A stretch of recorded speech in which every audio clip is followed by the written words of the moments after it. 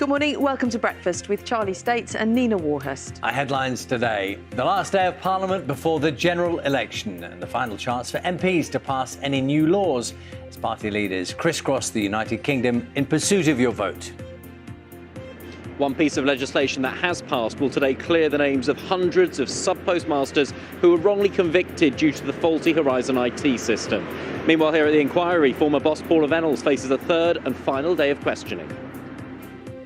A fall in the That is not going to pass either. Now, I understood that Labour would have backed both of the last two, but certainly in terms of the Renters Reform Bill, a government source has suggested that amendments from the Lords would have made it too difficult to pass in the time frame that is left. On the smoke-free generation, though, both parties have talked about backing that. We heard Rishi Sunak mention it in his speech earlier this week when he called the election, so it's entirely possible we might see that come back in the manifestos of both. We will see what happens when we see our new Parliament. Helen, thank you. Yes, and just picking up on what Helen was saying about what business has been done in the Commons, one bill that was passed yesterday means sub-postmasters in England, Wales and Northern Ireland who were found guilty as part of the Horizon IT scandal will have their convictions quashed today. Comes as former Post Office boss Paula Venables faces her last day of questioning at the Post Office inquiry. Andy Verity has this report. I am very, very sorry. Paula Venables' first public interrogation in 9 years on the scandal at the Post Office began with a warning against self-incrimination and an apology. One thing it hasn't been is an easy ride for her. She was asked, for example, about this moment depicted in the ITV docudrama Mr Bates versus the Post Office. Is it possible to access the system remotely or not? I hope it is that we know it is not possible and that we're able to explain why that is. I need to be able to say, no, it is not possible.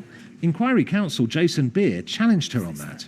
That's an odd way of going about things, isn't it? I beg your pardon? That's an odd way of going about things, isn't it? It I want to know the answer to the question. Here's the answer to the question. Tell me I'm wrong. Yesterday, the inquiry heard that on the 7th of July 2013, the Post Office PR director, Mark Davies, sent Paula Venables an email advising her how to respond to the interim findings of the forensic accountant's second sight, warning that if the Post Office looked at past prosecutions of sub-postmasters, it would make front-page news with a ballistic impact. Ms Venables replied, "I will take your steer." Her email said the most urgent objective was to manage the media. The email that you had sent, to which this is a response, posits, should we look back 12 to 18 months since separation? Or should we go back further? Why aren't we going back further, 5 to 10 years? And this says, you can't do that. You'll be on the front page. That's a grossly improper perspective, isn't it? Yes, it is. Yes, it is. Ahead of a Crunch board meeting on the 16th of July 2013, the Post Office's top lawyer, Susan Crichton, has testified that she told Paula Venables about an expert witness in the trials whose evidence was unsafe and that sub-postmasters could sue for malicious prosecution. But instead of being invited to brief the board, she told the inquiry she was kept out of the board meeting. She was made to wait outside on a chair. Yes, and I felt bad about that. Sitting there like a naughty schoolgirl. I have no recollection of that whatsoever. That would be very significant information, wouldn't it? It would. Were you incompetent, Paula Venables? Today, in her last day of evidence, Ms Venables will face questions from the lawyers representing sub-postmasters who were wrongly prosecuted or jailed. Andy Verity, BBC News, at the Horizon inquiry. Well, let's go straight to Ben, who's outside the inquiry. This, Ben, outside of the goings-on inside, is a very important day, isn't it, for those people who were wrongly convicted? It really is. We always knew from the start of this week it was going to be an important few days here at the inquiry. What we didn't know, what nobody really knew, was that by today the names of those wrongfully convicted sub-postmasters would be cleared. As you've been explaining, it's only because the election was called, which leaves very limited parliamentary time. The parties agree on which unfinished laws get priority, and this Post Office Offences Horizon System Bill was deemed to be one of the utmost importance. So it passed Parliament yesterday, it will get royal assent today, and it means the majority of wrongfully convicted sub-postmasters will today officially have their convictions cleared. Their names will be cleared. I should stress that it only applies to England and Wales. It doesn't apply to Scotland because it has its own legal system, so a separate law will be needed for that. But under this law, not only will it clear the names of those wrongfully convicted, it will entitle them to settle for £600,000 without having to make a formal claim.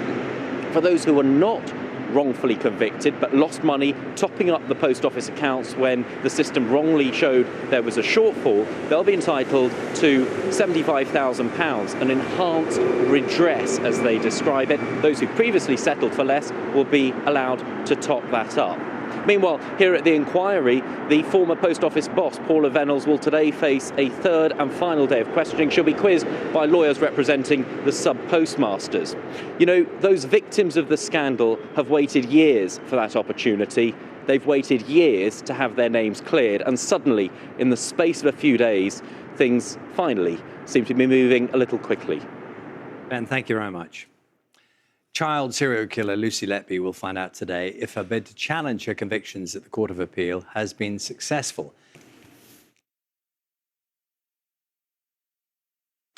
This is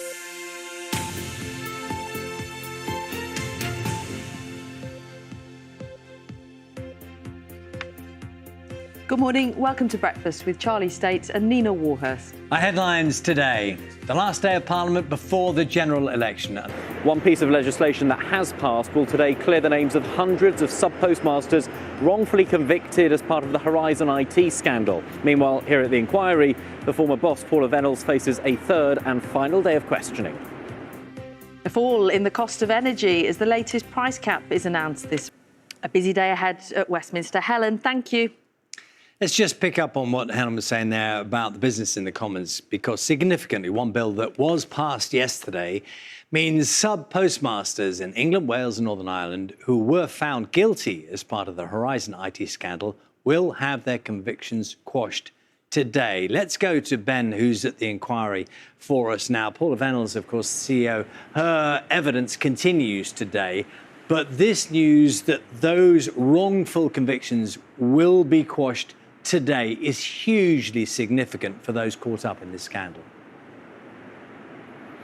Hugely significant, Charlie, and also something of a surprise given how things have developed this week. At the start of the week, we didn't know, the sub-postmasters didn't know, that by Friday their names would be cleared, those wrongful convictions would be quashed. It's because of the election being called and those last few laws being rushed through Parliament.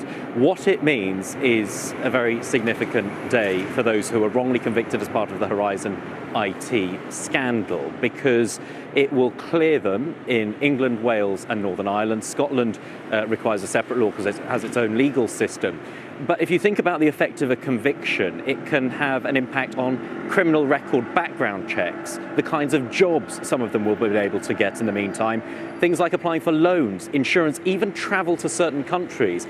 And imagine how much of an impact that has when they know they had done nothing wrong and their lives have been affected. So it is more than just symbolic. It will have a very real, a very practical impact with these convictions being quashed. But there's also a monetary effect of this law as well. It will allow those who are wrongfully convicted to settle for £600,000 without having to make a formal claim. And for those who were not wrongfully convicted but still lost money by topping up the post office accounts when the system wrongly showed there'd been a shortfall, they'll be entitled to enhanced redress of £75,000. You know, the inquiry today we'll hear from Paula Venables again for a third and final day. It's the lawyers representing the victims who will be questioning her. That's something the sub-postmasters have waited years for. They've waited years to have their names cleared, and suddenly in the space of a few days, things finally seem to be moving a little more quickly. And for the moment, thank you very much. Child serial killer Lucy Letby will find out today if her bid to challenge her convictions at the Court of Appeal has been successful.